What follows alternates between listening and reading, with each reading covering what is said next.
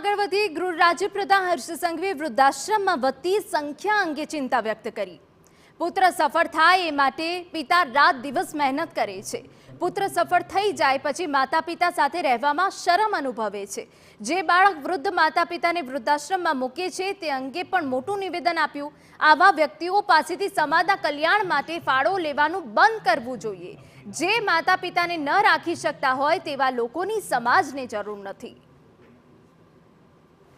અમદાવાદના શાહીબાગમાં આવેલ સરદાર પટેલ સ્મારકમાં જૈન દીક્ષા મહોત્સવનું આયોજન કરવામાં આવ્યું હતું, જેમાં જૈન ધર્મના આગેવાન આચાર્ય લોકેશજી સહિત અનેક આચાર્યો હાજર રહ્યા હતા।